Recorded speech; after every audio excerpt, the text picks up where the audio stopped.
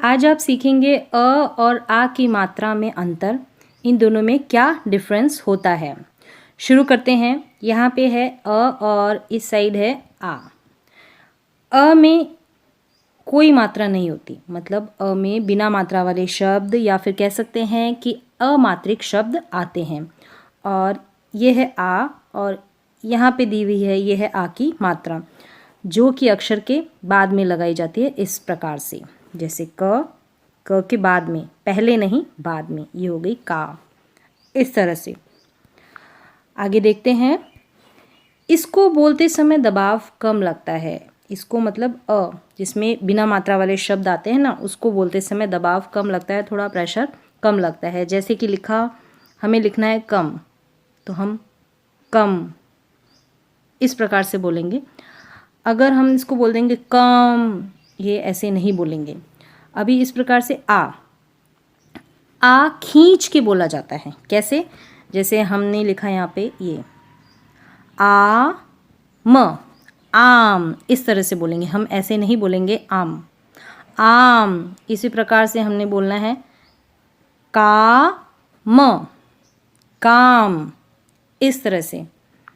आगे देखते हैं, जैसे कि क पे लगी आ की मात्रा तो बना का। ख पे लगी आ की मात्रा तो बना खा। ग पे लगी आ की मात्रा तो बना गा।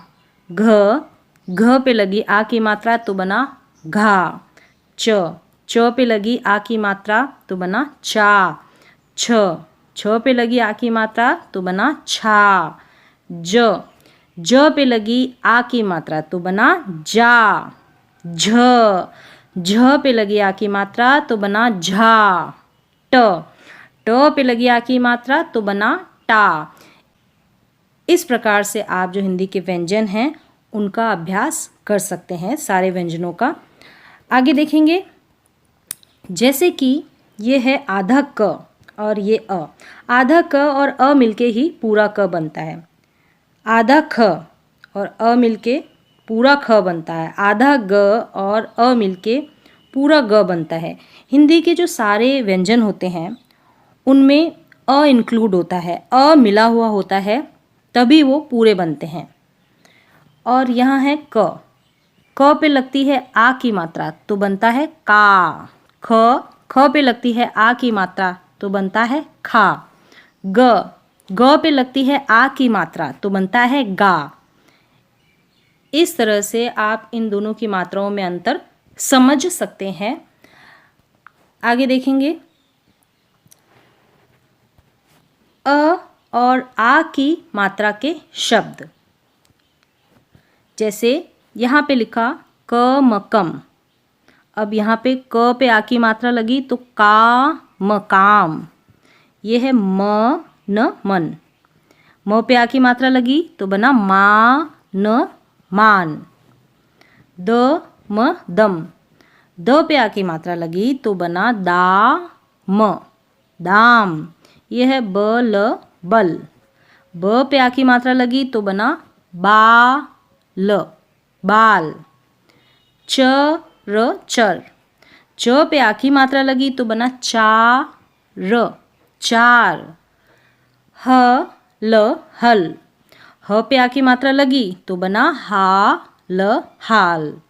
इस प्रकार से भी आप इन दोनों मात्राओं का अभ्यास कर सकते हैं। ज ल जल।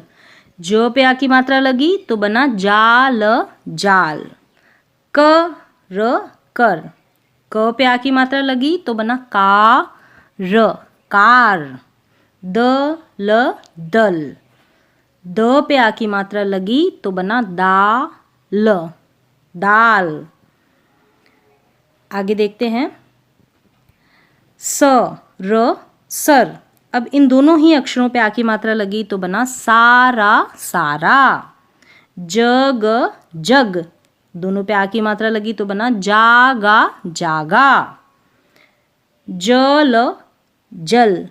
दोनों पे आ की मात्रा लगी तो बना जाला जाला। छत छत। आ की मात्रा लगाई दोनों अक्षरों पे तो बना छाता छाता। अब आगे हम 3 अक्षर वाले शब्द देखेंगे। मत मत, यह है माता माता। अब यहाँ से 3 अक्षर वाले शब्द शुरू होंगे। जैसे यह है बदल बदल। अब आ की मात्रा लगी ब पे तो बना बादल बादल। फिर दोबारा से बदल लिखा बदल बदल, और यहाँ पे ल पे आ की मात्रा लगाएंगे तो बना बदला बदला। कमल कमल, म पे लगाई यहाँ पे आ की मात्रा, कमाल कमाल।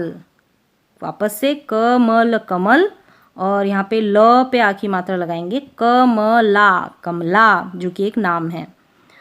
कमर कमर, और र पे आ की मात्रा लगाएंगे यहाँ पे तो कमरा कमरा।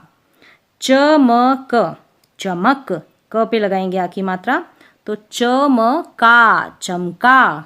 इसी प्रकार से अटक अटक, अटका अटका। इस तरह से आप अ और आ की मात्रा में जो डिफरेंस होता है, जो अंतर होता है, वो जान के अक्षरों का अभ्यास कर सकते हैं। एक बार फिर से इन सारे शब्दों को दोहराएंगे। कम काम मन मान दम दाम बल बाल चर चार हल हाल जल जाल। बोलने में ही अ और आ की मात्रा में अंतर पता चल रहा है। जैसे कर कार दल दाल सर सारा जग जागा जल जाला छत छाता। मत माता बदल बादल बदल बदला कमल कमाल कमल कमला कमर कमरा चमक चमका अटक अटका। इस प्रकार से आप अ और आ की मात्राओं के शब्दों का अभ्यास करके इनका जो अंतर होता है, उनमें जो कन्फ्यूज़न होता है, उसको दूर कर सकते हैं। आज के लिए बस इतना ही। मिलते हैं एक और नए एजुकेशनल वीडियो के साथ। तब तक के लिए धन्यवाद।